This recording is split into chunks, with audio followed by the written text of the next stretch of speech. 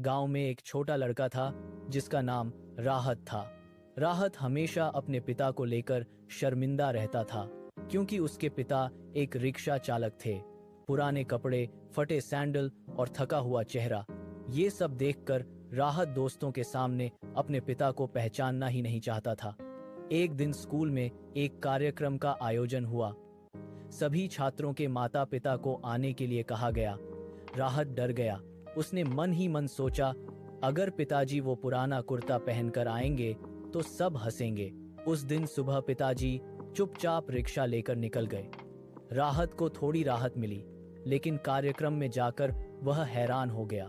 School के gate पर उसके पिताजी खड़े थे, हाथ में एक छोटा सा उपहार।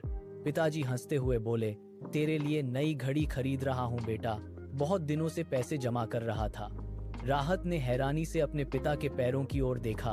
उसके पिता का जूता पूरी तरह से फट गया था, चलते समय पैर दिख रहा था।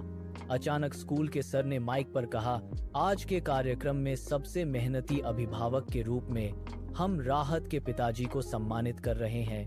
वे अपने बेटे की पढ़ाई के लिए दिन रात मेहनत करते हैं।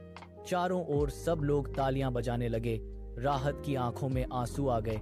वह समझ गया, जिस इंसान के पुराने जूते देखकर उसे शर्म आती थी, वही आदमी अपनी सारी खुशियां त्याग कर अपना सपना बना रहा है। राहत दौड़कर गया और अपने पिता को गले लगाकर रोने लगा, और उस दिन के बाद से उसे कभी अपने पिता पर शर्म नहीं आई। शिक्षा, इंसान का पहनावा नहीं, उसका त्याग और प्यार ही उसे महान बनाता है।